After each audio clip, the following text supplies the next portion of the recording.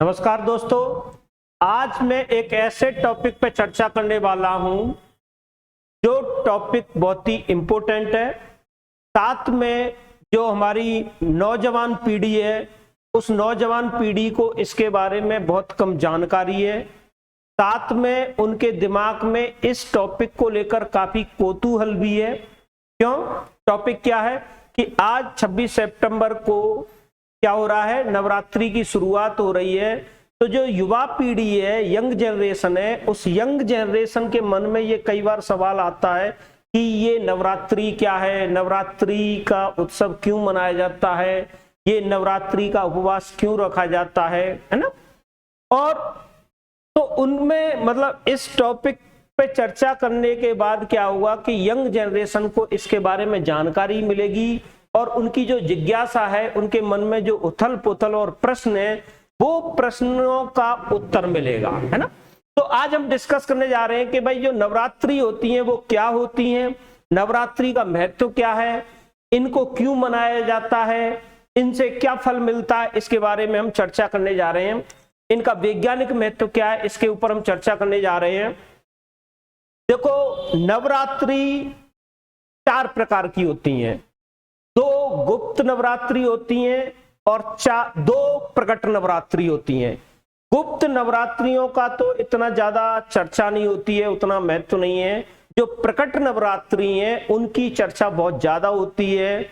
और ये प्रकट नवरात्रि 2 प्रकार की होती हैं, एक चैत्र नवरात्रि और एक शारदीय नवरात्रि।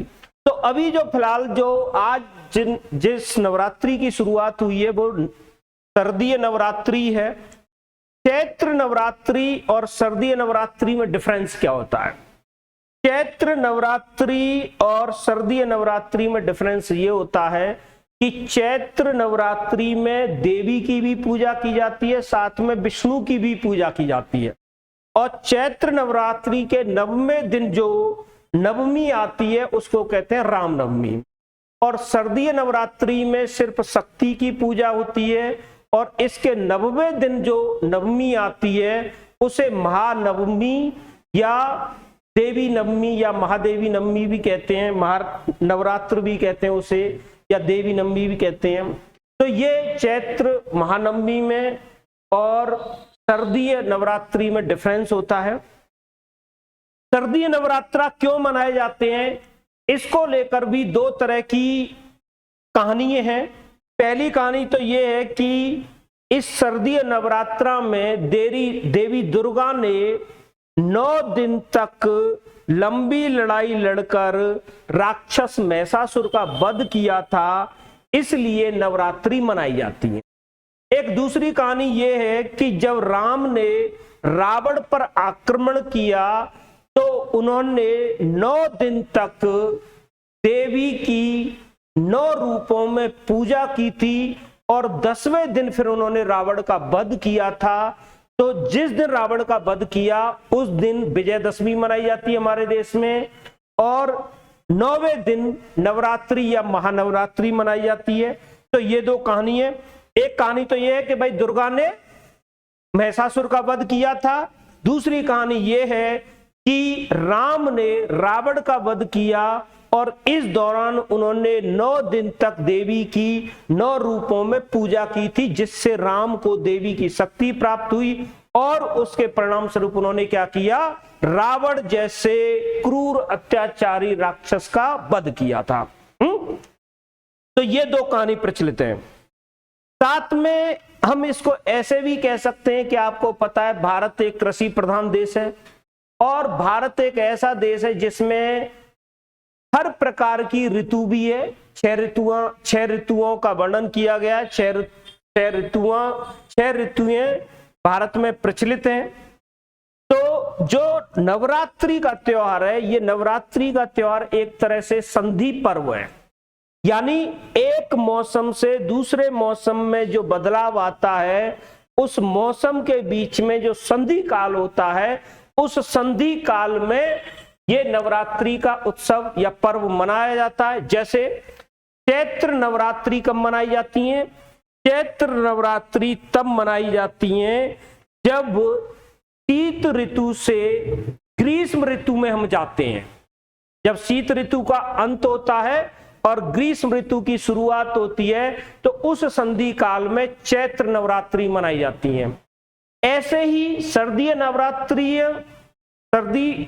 नवरात्रि कब मनाई जाती हैं? ये तब मनाई जाती हैं जब वर्षा ऋतु से हम शीत ऋतु की ओर जाते हैं।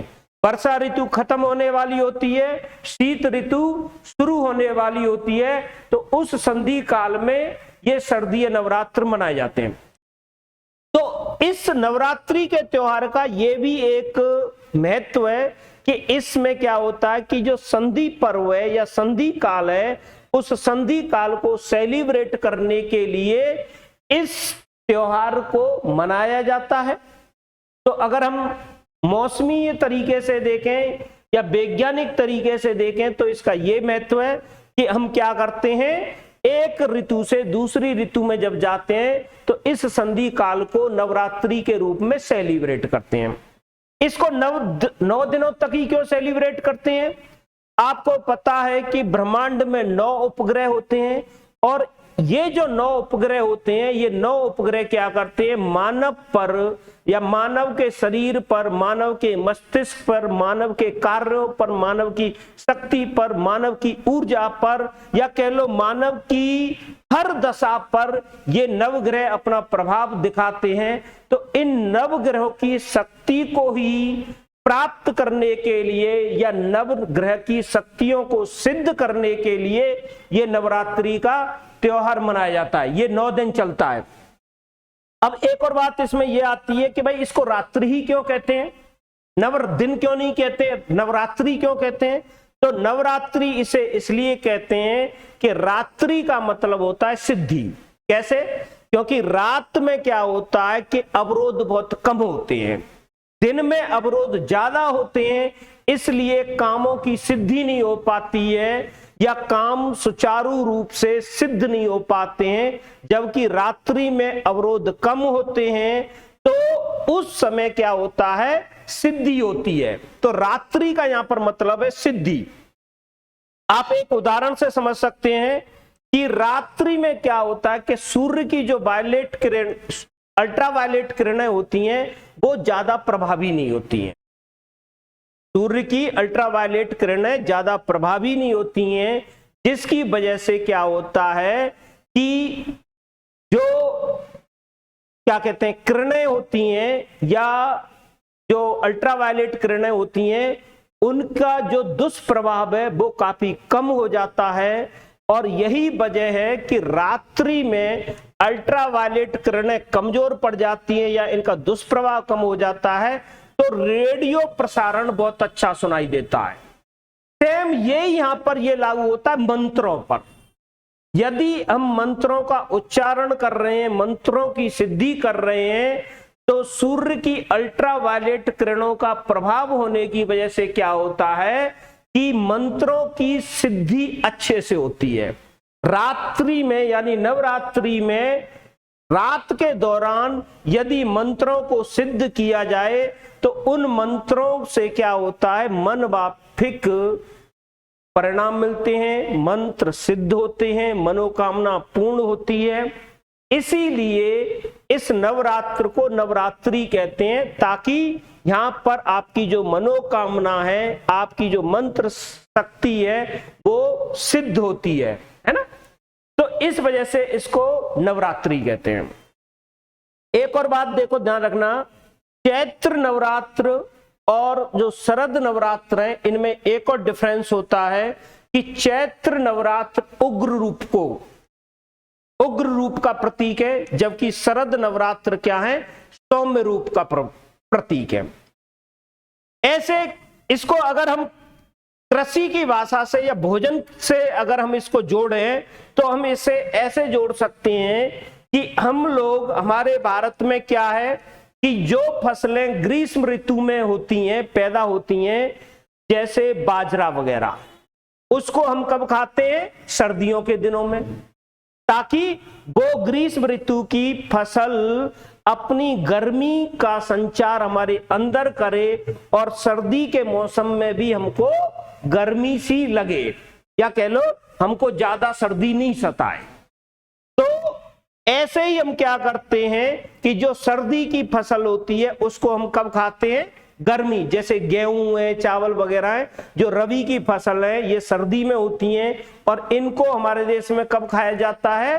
गर्मी के दिनों में। क्यों? क्योंकि ये गर्मी में हमको, हमारे शरीर को क्या करती हैं? शीतलता देती हैं। तो इन नवरात्रों का जो फर्क है या जो प्रभाव है वो हमारे खान पान और जो हमारा अन्न भोजन है उस पर भी इसका प्रभाव दिखाई देता है ना। तो इस रूप में भी ये नवरात्रि काफी इंपॉर्टेंट होते हैं, ध्यान रखना। एक तरह से हम क्या कहते हैं कि इस नवरात्रि के 9 दिनों में हम नवग्रह की पूजा करते हैं, या कह लो शक्ति के रूप में हम मां प्रकृति की पूजा करते हैं। भारत एक प्रकृति या कह लो कृषि प्रधान देश है, जहां पर 6 ऋतुएं विद्यमान है। इन ऋतुओं को और इस ऋतुओं का जो संगम काल है या संधि काल है, उस संधि काल में किस तरीके से हमारा आचरण हो, किस तरीके से हमारा खान पान हो, किस तरीके से हमारी उपासना हो, किस तरीके से हमारा अनुशासन हो, किस तरीके से हमें अपनी ऊर्जा को कैलकुलेट करके अपने लक्ष्य पर केंद्रित करना है, ये सारा कुछ ये नवरात्रि के 9 दिन हमको सिखाते हैं। तो इन नवरात्रि के 9 दिनों का आध्यात्मिक महत्व भी है, साथ में इनका वैज्ञानिक महत्व भी है, साथ में हमारे कर्म और हमारे भौतिक जगत पर भी इनका बहुत प्रभाव पड़ता है। इसीलिए भारत में इस नवरात्रि पर्व को बड़े क्या कहते हैं, जोशो खरोश से मनाया जाता है ना। वैसे तो 4 नवरात्रियां होती हैं, परंतु 2 नवरात्रि जो प्रकट नवरात्रि हैं, चैत्र नवरात्रि और शरद नवरात्रि, इन 2 को बड़े जोशो खरोश के साथ हमारे देश में मनाया जाता है। अब देखो, जो दुर्गा सप्तशती है, इस दुर्गा सप्तशती में देवी के 9 रूपों का जिक्र है। ये 9 दिन तक चलते हैं और 9 दिन तक देवी के 9 अलग अलग रूपों का क्या किया जाता है? पूजा की जाती है, पूजन किया जाता है, उनकी आराधना की जाती है। तो ये 9 रूप कौन कौन से हैं देवी के? ये दुर्गा सप्तशती के अनुसार मैं बता रहा हूं आपको कि देवी के 9 रूप कौन कौन से हैं। देवी का पहला रूप है शैलपुत्री, यानी नवरात्रा के प्रथम दिन जिस रूप की पूजा की जाती है वो है देवी का शैलपुत्री का रूप। ये शैलपुत्री क्या है? ये जो शैलपुत्री है ये विनम्रता का प्रतीक है, ध्यान रखना, विनम्रता का प्रतीक। शैलपुत्री विनम्रता का प्रतीक है और कहते हैं जब देवी सती ने हिमालय पर्वत के यहां पर पुत्री के रूप में जन्म लिया तो उनको क्या कहा गया? शैलपुत्री, यानी पार्वती। पार्वती का अर्थ होता है पर्वत की पुत्री। तो यहां पर शैलपुत्री के रूप में या पार्वती के रूप में या कह लो हिमालय पर्वत की पुत्री के रूप में या कह लो पुत्री के रूप में, कन्या के रूप में देवी ने जो जन्म लिया उस रूप को क्या कहा गया? शैलपुत्री। तो पहले दिन देवी का शैलपुत्री के रूप में या पार्वती के रूप में क्या किया जाता है? पूजन किया जाता है। और ध्यान रखना, मां का रूप, ये शैलपुत्री का रूप विनम्रता का प्रतीक है और ये अनंत शक्तियों से संपन्न होता है। तो पहला रूप है शैलपुत्री। दूसरा रूप है, दूसरा रूप देखो, दूसरा रूप है देवी का ब्रह्मचारिणी, मां ब्रह्मचारिणी का रूप। ये ब्रह्मचारिणी का रूप क्या है? एकाग्रता का प्रतीक है, एकाग्रता का प्रतीक।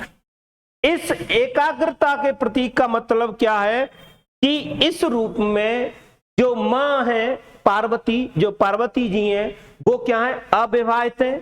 अविवाहित रूप में ब्रह्मचारिणी के रूप में इन्होंने क्या किया है? ये समय व्यतीत किया है। तो दूसरे दिन हम देवी की ब्रह्मचारिणी के रूप में पूजा करते हैं और ध्यान रखना एकाग्रता का प्रतीक है। आप कह सकते हैं कि छात्रों के लिए या छात्र शक्ति के लिए देवी का यह रूप बड़ा इंपॉर्टेंट है ना। यह हमें क्या सिखाता है? एकाग्रता सिखाता। नेक्स्ट, तीसरा रूप देवी का कौन सा है, यानी तीसरे दिन हम रूप किस देवी की पूजा करते हैं? तीसरे दिन हम पूजा करते हैं माता चंद्रघंटा की। देवी का जो तीसरा रूप है वो है चंद्रघंटा का, और ये शीतलता का प्रतीक है, शीतलता का प्रतीक।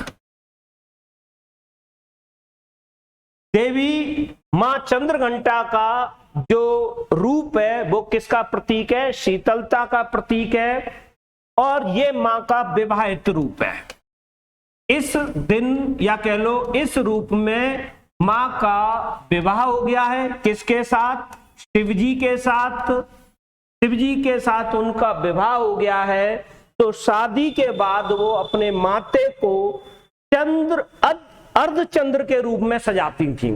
मां क्या करती थी? अपने माथे पर अर्धचंद्र बनाकर अपने माथे को सजाती थी, इसलिए उनका नाम पड़ गया माता चंद्रघंटा, है ना। तो तीसरा जो रूप है वो है माता चंद्रघंटा का, शीतलता का प्रतीक है, और ये विवाहित रूप है इनका। नेक्स्ट, चौथा रूप कौन सा है? चौथा रूप है कूष्मांडा। कूष्मांडा चौथा रूप है कूष्मांडा, और ये मृदुता का प्रतीक, मृदुता का प्रतीक। इस रूप में क्या किया मां ने? मां इस रूप में सिद्धिदात्री के रूप में सूर्य के केंद्र में रहने लगी, ताकि इस पूरे ब्रह्मांड को ऊर्जा दे सकें। तो इस पूरे ब्रह्मांड को ऊर्जा देने के लिए माता सूर्य के केंद्र में रहने लगी, इसलिए उनका नाम क्या पड़ गया? कूष्मांडा, है ना। ध्यान रखना, ये मृदुता का प्रतीक है। ये मां का चौथे दिन कूष्मांडा के रूप में पूजा की जाती है, और ये मृदुता का प्रतीक है। अब अगला नेक्स्ट, पांचवें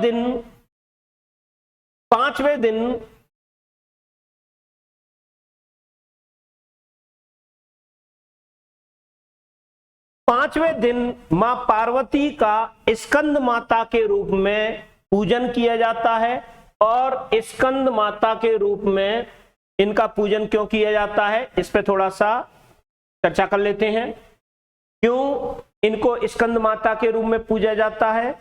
स्कंद माता वत्सलता का प्रतीक है। ध्यान रखना, किसका? वत्सलता का प्रतीक है। वत्सलता का प्रतीक।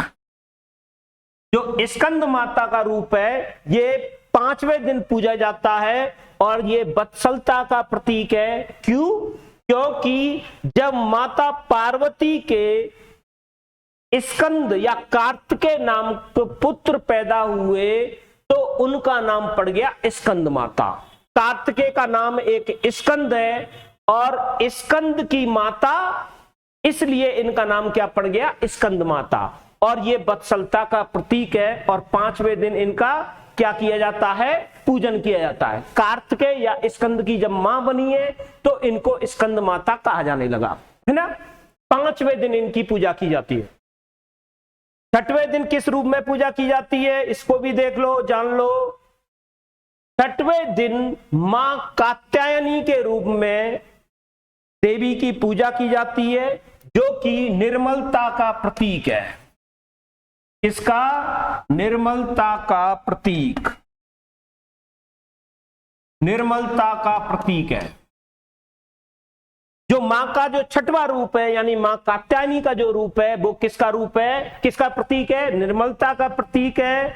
और इस रूप में मां ने क्या किया? महिषासुर जैसे राक्षस का वध किया था। महिषासुर का वध, महिषासुर का वध किया है। और इस रूप में मां पार्वती को एक योद्धा के रूप में दिखाया गया है।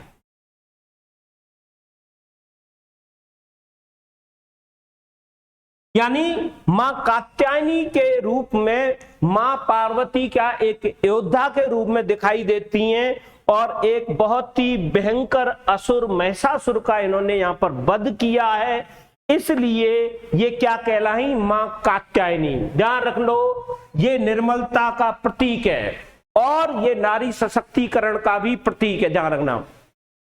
आज भारतीय नारी को मां कात्यायनी से ये सीखना चाहिए कि किस तरीके से बड़े असुर या बड़े से बड़े अत्याचारी या बड़े से बड़े समाज कंटक को किस तरीके से मारा जा सकता है। तो ये नारी सशक्तिकरण का भी एक प्रतीक है ना।